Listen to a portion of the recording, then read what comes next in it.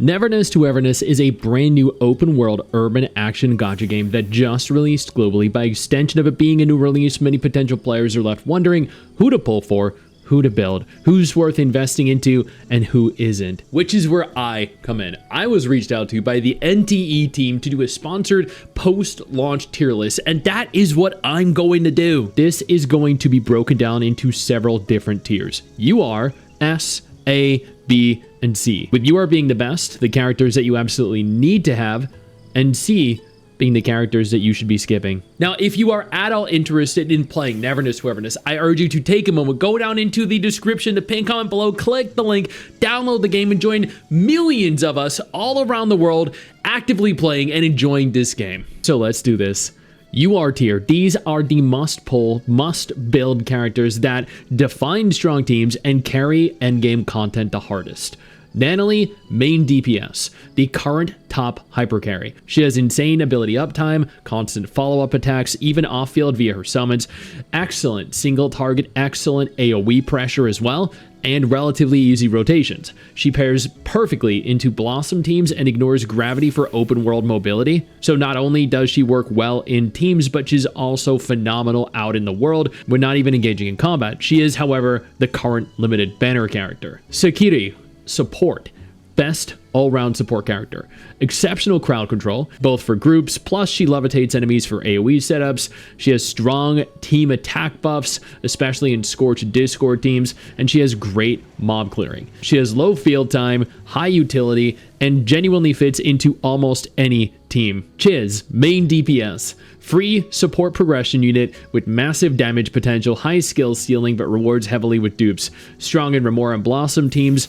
Honestly, one of the best value characters if you invest into her. She's also one of the characters that you get for free. She's also one of the characters that you get numerous different dupes of, which means maxing her out is already very, very easy. G1. Burst DPS, great enemy gathering CC, solid single target damage in ranged mode, and awakening buffs, marks that detonate, attack boosts. She has low field time and pairs well into Blossom and Hexed teams. She's versatile but ends up slightly outshined by top supports in pure AoE, disregarding her abilities, disregarding her combat prowess. She is by far one of the best looking aesthetically characters in the entire game, which is a personal favorite of mine. She's a character that I used my selector on because I didn't have her and I wanted her. S tier. These are very strong picks that compete with or complement UR units. These are great for clearing story, bosses, and early endgame.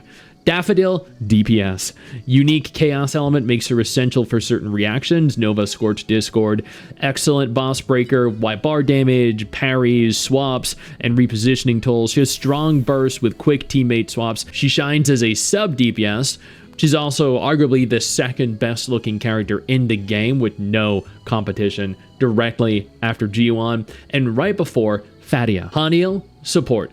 Top accessible buffer, strong team-wide attack, amps via passive, skill, and ultimate. Nova enhancement is great, free-to-play friendly with extra copies available, very flexible and low investment. Seriously, I feel like she was the first character that I actually maxed out. Baitang, main DPS, versatile dot-focused DPS with multiple modes, single target, AoE, self-heal. He excels in Scorch teams once mastered. He does have a high skill ceiling though, but he's very rewarding for bosses and monsters. Esper, DPS. The protagonist is legitimately one of the best. Skill instantly maxes Esper cycle rate for seamless swaps and reaction spam. They can self-heal, they have team attack buffs via awakenings, and they can literally fit into any team. Extremely free-to-play friendly with free copies available. A tier. These are reliable for general play and specific teams. They're worth building if you like them or you lack S-tier options. Hathor, burst DPS. Strong in Remora teams with motorcycle summons and feather stack AoE bursts. Good crit and damage uptime once charged. She's a solid DPS but can feel vulnerable during setups. I also feel like she's one of the most desired characters in the game. Everyone I know seems to want her. Fadia, sub DPS. Excellent unkillable tank via damage redirection and self-heals. Your team stays alive longer even when you mess up and make mistakes. She is a great character for casual play or for tough content via her hybrid damage potential. Adler, support. Free A-class with strong team shields and Scorch synergy. Boosts survivability and some break utility. Scales decently with investment but lower personal damage. Mint, DPS. Free A class with easy parry focused kit and decent single target and AoE damage. Good Blossom synergy, but she quickly ends up outpaced by higher DPS. But I mean, this is Mint we're talking about. You can't not have her in your group. Or at the very least, you can't not dump her in your apartment or your home or have her in your car or literally anywhere with you. B tier, good early game or story clears, but they ultimately end up outclassed in optimized endgame teams. They're still usable, but with significant investment. Skia, DPS, decent AoE, crowd control, and Remora synergy via Fang Thrust, improves with full awakenings, but overall, they don't have very high damage output.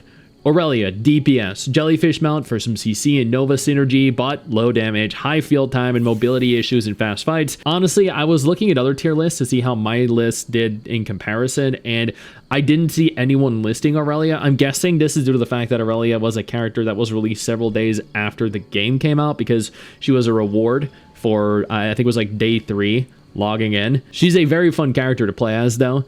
Edgar, healer. Pure healer with stationary area heals, provides recovery but lacks shields and buffs and interferes with some team reactions. Least versatile support and my personally most hated character in the game. Lacrimosa and Hotori are both coming in the future, and they could shake the tier list up a little bit, but so far, the vast majority of characters tend to work well in some capacity. If you're looking for a beginner's guide to start the game off right, then I have one of those available as well. And if you're on the lookout for a guide to walk you through some of the more difficult content, I have that coming soon. Ultimately, the characters you're going to want to prioritize are Nanalie as a main DPS and Sakiri as a support.